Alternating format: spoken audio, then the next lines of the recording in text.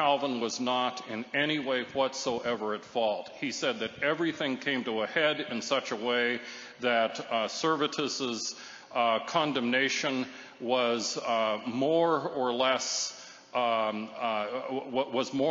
inevitable. Now, soon after he was condemned, almost immediately, there were people who were against Calvin on other grounds who started to spread rumors that, in fact, he had been at Servetus's burning, and in fact, Calvin was not at the burning of Servetus. He did not want Servetus to be burned. He actually did not want Servetus to be more than condemned. He was hoping that Servetus then would retract, would recant. He was not at Servetus's death. He suggested that Servetus ought to be put to death with the sword rather than by fire, because in fact it was much more compassionate. But people immediately after Servetus died said that Calvin was there, and that when Servetus had cried out that he wanted God's mercy, and when he cried out in such a way that he talked about the eternal Son of God. He did not talk about, that is, he talked about, boy, let me get this right. He talked about the eternal Son of God, not about God the Son having mercy on him. So even as he died, he was not willing to admit that our Lord was divine. There were people who said that Calvin was there and that he smiled at that.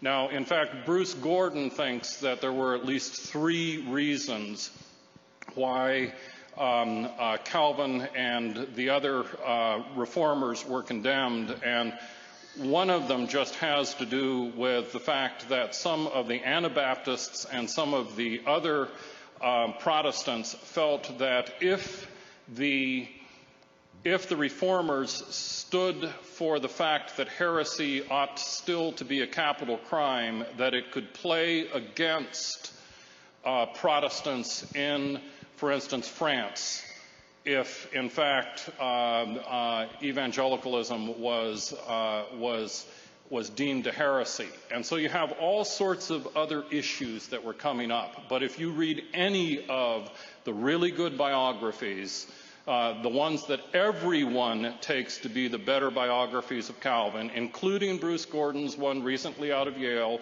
where, as I say, he is not overall charitable to Calvin, you just will have no doubts about the fact that Calvin was not to blame for Servetus's death. He was not the one to decide it, and he would not have had it happen in the way that it did. We're assuming that everybody here knows about this incident. Would it help for you to just give somebody to give a little bit of more historical background as to exactly who this guy was and what actually happened? Servetus was a bad man.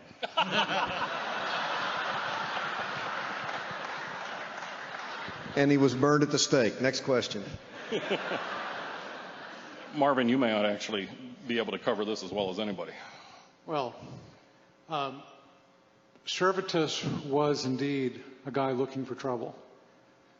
He went to lots of places, always speaking what, under any theological regime of the 16th century in Europe, was considered heresy.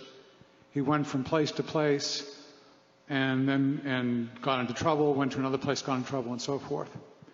It was standard operating procedure, as you've just heard, in the 16th century, for heretics to be put to death. Farrell noted that Servetus might have been saved by shifting the position of the adjective and confessing Christ as the eternal Son rather than as the Son of the eternal God. The Believer's Conditional Security, page 214. Apostle Peter confessed that Christ was the Son of the living God, Matthew 16:16. Servetus said practically the same statement, Jesus, Son of the eternal God. I hope that Servetus will be condemned to death, letter of August the 20th, 1553, 1 week after Servetus' arrest, page 292. Did Calvin murder Servetus? Such monsters should be exterminated, as I have exterminated Michael Servetus, the Spaniard, page 292. Did Calvin murder Servetus? All I'm going to say to add to this video is that murdering heretics is not a Christian practice. It is not a fruit of the Spirit, and it is not godly. To murder someone is murder. And Revelation tells us that no murderer is going to enter the kingdom of heaven.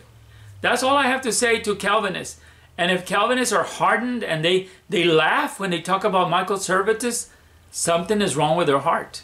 Because they should be very sad that not only Michael Servetus, but more than 100 people were burned at the stake in Geneva.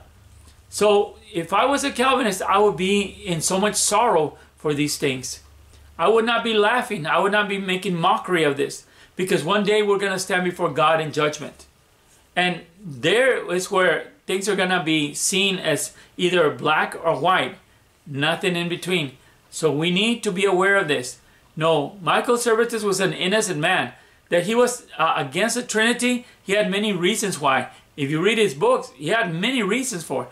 And he opposed infant baptism because infant baptism is not even in the Bible. But yet he was persecuted, and they made fun of him that he moved from place to place making trouble. No, he moved from place to place because they were hunting him all the time. The Roman Catholic Church wanted to grab him and try him and kill him. The reason that he went to Geneva is that he never thought that Calvin would do the same. He wanted to debate Calvin because he wanted to prove to Calvin that the Trinity was false and the infant baptism was wrong. But instead, he found out that Calvin was not a Christian because he turned him over to the authorities. And he found out quickly that Calvin did not like Michael Servetus because Michael Servetus stood strong on what he believed and could prove Calvin wrong. Would never become a Calvinist simply on the basis of the history and the founder of Calvinism, John Calvin.